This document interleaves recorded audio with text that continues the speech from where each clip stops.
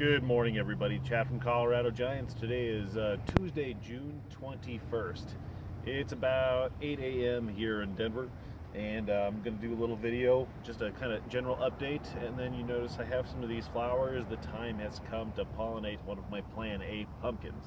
So the 1998 Jutras, went and got some flowers from Elisa's 1367 new plant. So we're going to cross this plant with that plant. The plan is get a big orange percentage heavy pumpkin. So I'll let you know in about 3 months how that goes. This is the 1662 tobacco plant.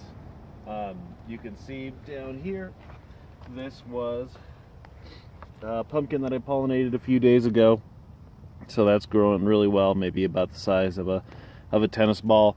But that right there, that's the pumpkin that I want to set and have grow. It's just a couple feet further down.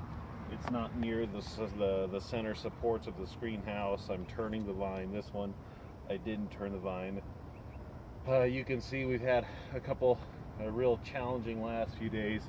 The vines, the leaves on the vines got super hot. It was like 110 or so in here. So this plant here at the end got kind of roasted, but it's bouncing back really nice. I've increased the time that the sprinklers go on throughout the day.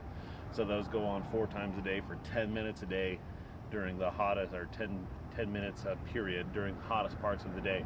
So let's pause here. We'll walk back there. We'll pollinate this pumpkin. All right, we're back. We walked across the patch. This year I didn't put a door on this end of this greenhouse, which is something that I will rectify next year. Why I didn't do that, I can't tell you. I don't know. But I got to admit, I am super excited.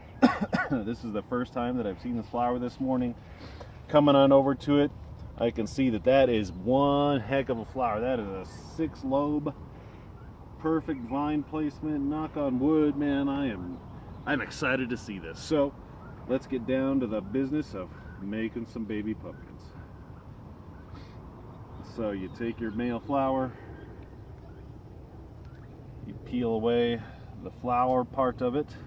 Oh, and also something that I like to do is I put a couple bottles of water, rather frozen bottles of water, near the pumpkin so that it keeps it cool and has a less likelihood of aborting the pumpkin.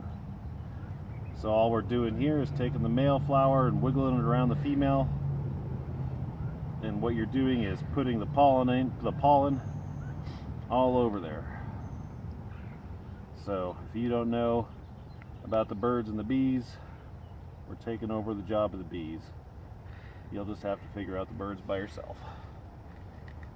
So thankfully that plant had 2 flowers. The 1367 new had 2 male flowers that opened today. I was kind of stressing that. Wasn't sure if I was going to get the cross that I wanted. But thankfully it happened. So try and get everywhere. Some people use Q-tip for this, but I don't know. I'm just not comfortable with that. Maybe next year or another pumpkin I'll try it. But I just like this.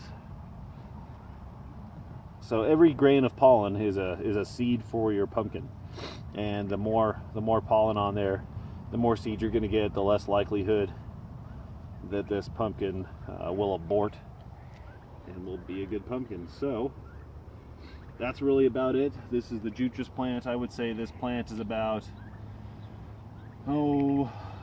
15 foot wide. We're at about the main vines maybe at least 15 to 18 feet long. I would have liked it to have been just a little bit bigger, maybe about 5 foot bigger, but there's nothing wrong with this at all. You can see I have a little vine bearing to do today, but other than that, things are looking great. So we're off to the weigh-offs, or we're off to the races, to the weigh-offs. Got about 100 days now. We'll see you next time. Like this video, subscribe to this channel, share it with a friend, get out there, grow yourself a pumpkin.